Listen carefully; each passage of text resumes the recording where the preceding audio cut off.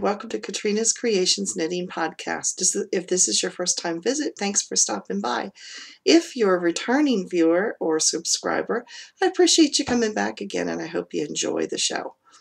So let's get started. It's been 2 weeks since I did the last podcast. The reason being is we went out to Ohio last weekend. I have a son and daughter-in-law and 3.9 children that live out there. I say 0.9 because the baby is due December 26th, which is why we were going out this time of the year to bring them their Christmas presents.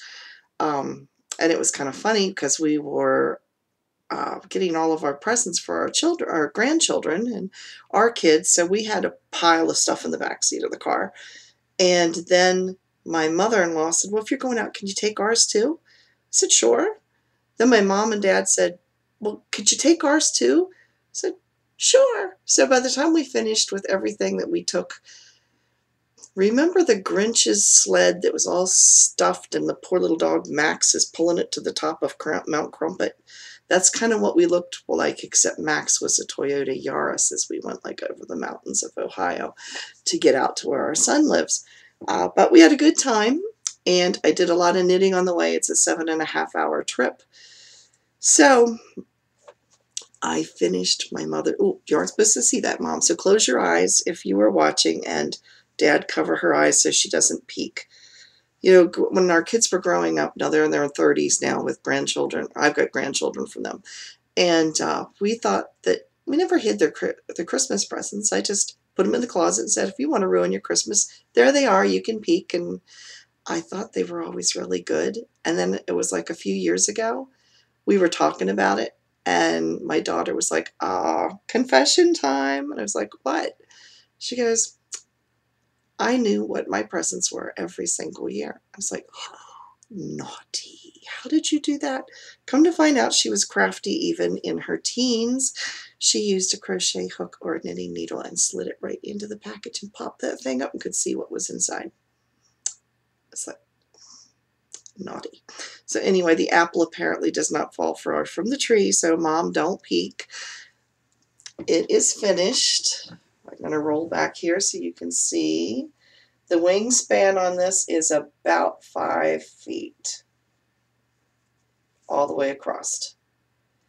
It took me 7.5 hours just to do the edging because it was 5 stitches out and 5 stitches back for every stitch along the whole width. Let's see if I can get this close so you can see how sparkly it is. It's showing pretty good. You can see all the little sparkles. Yeah. So I was really happy with how this turned out. And I think my mom will like it. I think the color will look good on her. So I finished that this week. And then I finished my daughter's shawl as well. So even though she peaked as a teenager, I'm hoping she doesn't peak now. Hint, hint, hint. This is the Hitchhiker shawl. Now the yarn was it's called a gradient. To me, it's more variegated. To me, gradient, when I think gradient, I think light going to dark. This one goes from light to dark and then to light to dark, and it kind of goes back and forth. To me, it's more variegated, but it was called a gradient. But it's still pretty. And so here is how it looks.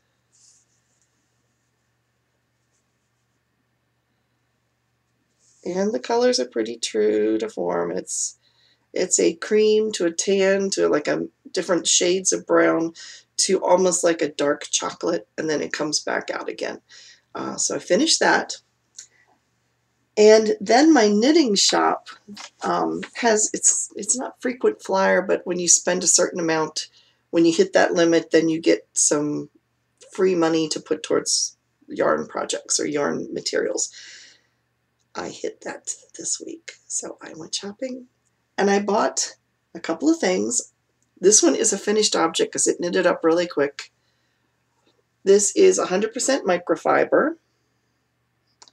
It is a super bulky, sort of like my body type. It's really, really soft. It was like knitting velvet cord. And you may think, what in the world am I doing with this crazy little square? It's funny, I did it in garter stitch, but you would never know looking at it. It just doesn't even, it looks woven. It really came out neat. I've never knitted with super chunky yarn before, so I wanted to try it, and this was on sale, and it's for my dog.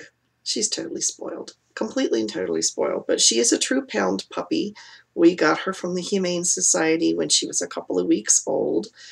And she's part Chihuahua and part some kind of terrier, but we don't know what kind.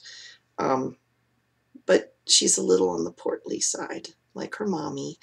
And my daughter calls her a Chihuahua. But anyway, she's been tearing up the pillows that I've got that are knitted that have been sitting on our sofa for years, and they really look nubby and natty. I don't want to get rid of them.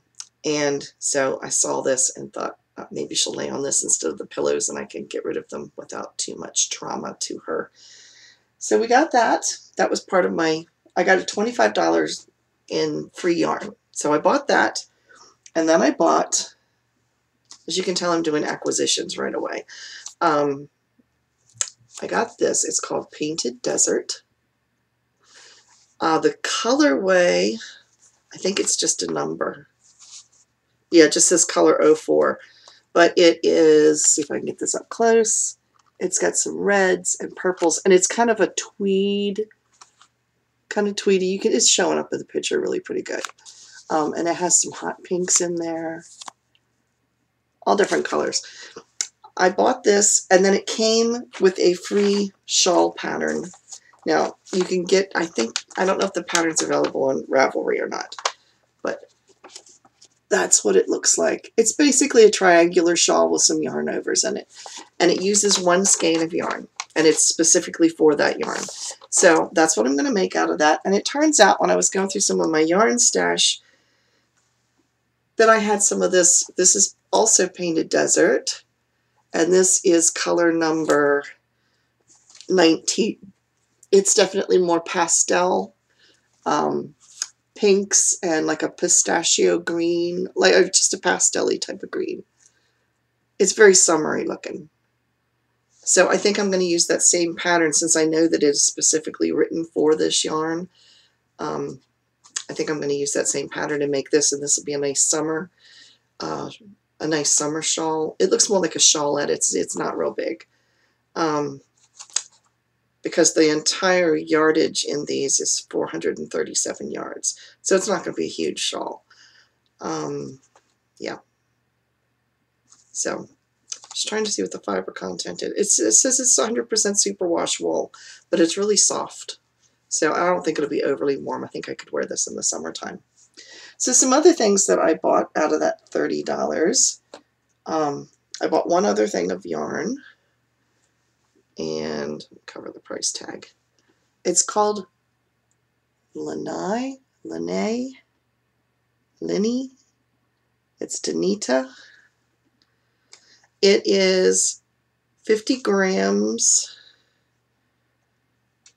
It just has a number for the colorway, but it is basically, it says 100% balm wolf cotton. So that'll be perfect for summertime. I don't have a whole lot of scarves for summer. Most everything I have is with wool. So I'm looking for some lighter weight. And this reminds me, I mean, it's just, look how speckled and pretty it is. It just reminds me of spatterware dishes. You know, the camping dishes, that they're tin, and sometimes they're green, sometimes they're red, sometimes they're blue. And they got little flecks of white and blue on them. That's what this reminds me of. So this will go good with jeans and stuff like that. So that I'm going to make some kind of, maybe a small little neck thing out of. I also got some fiber in that I had ordered. I ordered 50 grams of each of these just to kind of test to see what the fibers were like. They're soft. They're not super soft, but they're okay. And that's the 3 colors. And this is pretty true to color that you're seeing. And again, I'm going to do this in a gradient. They don't have anything in green, so I don't know if it's going to be for me or if it's going to go in the Etsy shop. I'm not sure which yet. So we'll see, but I got these. They actually come in 10 gram bags, so I have 5 of each of the colors. So they're actually meant for needle felting. So that's why they're packaged kind of that way. Now, I have some works in progress, or I have a work in progress. I haven't done anything with my Kool-Aid shawl at this point. I wish I could say I had, but now that I've got the Christmas items out of the way, now I can start working on stuff again. I just have 2 baby blankets to go. I have to make the baby blanket for my grandchild that's due December 26th. We don't know if it's a boy or a girl. My daughter-in-law does home births. Not me, give me drugs. I don't want to feel a thing. But anyway, she's brave and she does it at home. And so we never know if it's going to be a boy or girl. So I am going to wait till after the baby's born so I know whether to knit pink or blue or whatever color. Out of our, we have this will be our 11th grandchild. And if you're thinking, my, she doesn't look old enough to have 11 grandchildren, you are not my new best friend, and you probably need to get your eyes examined. But anyway, I'm 53 years old, soon to be 54 at the end of the month.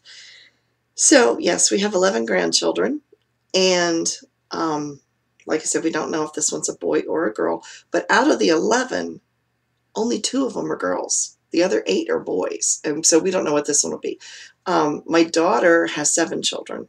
Her first one was a girl, and she didn't want to know whether it was a boy or girl, so of course I didn't knit a pink baby Afghan. I've never gotten to knit a pink baby Afghan out of 11 babies. So I'm determined this one, which might be the last grandchild, this one I want to make sure if it's a girl, I can do something like that looks girly. Because I had to do something neutral with the first one because we didn't know, and then she had 6 boys after that. And then because my daughter-in-law, and my son, they never find out ahead of time what they're having, I never been able to do anything with that. So this time I'm waiting so that if it is a girl, I can do something really girly. But my niece is also having a baby girl, and she is due, I think, in January or February, somewhere in that ballpark. So this is either going to be for her, or if we have a girl, because I'll need that baby blanket first. If my daughter-in-law has a girl, then she'll get this one, and I'll make another one for my niece. This is the pattern. This is how far I am so far. This is called Lydia's Baby Cables. I don't know if the pattern for this is even available anymore. I knitted this the first time back in 2005, probably with the first or second grandbaby. It came out of a Leisure Arts brochure. The number that it came out of is number 4132, and it was called Knit Along with Debbie Maycomer, the shop on Blossom Street. It was from January 2005. I don't even have it anymore. I have a photocopy of the original pattern, but it doesn't even have a picture on it.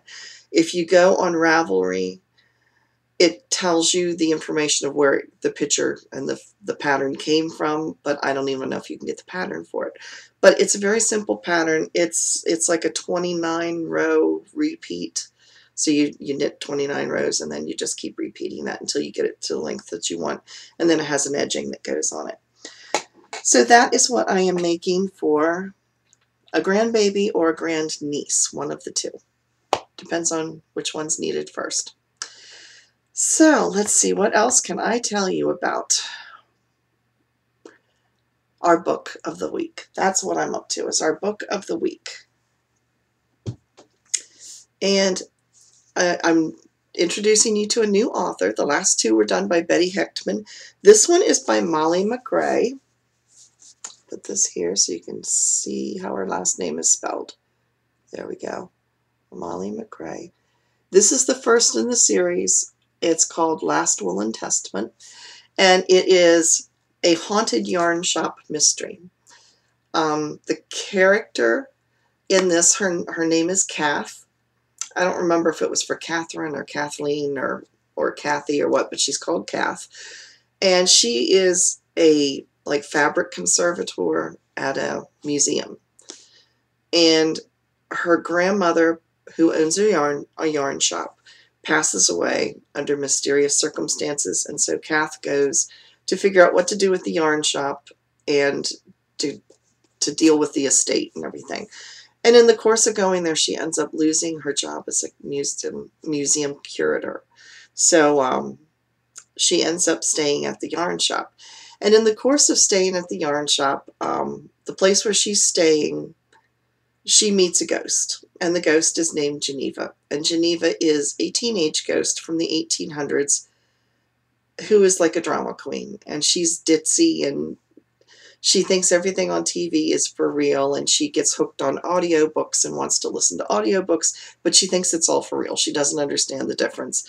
And she doesn't remember how she became a ghost or what her last name is or anything. So the running, one of the running mystery lines through the series is bit by bit you get disclosed what happened to Geneva and Geneva's story.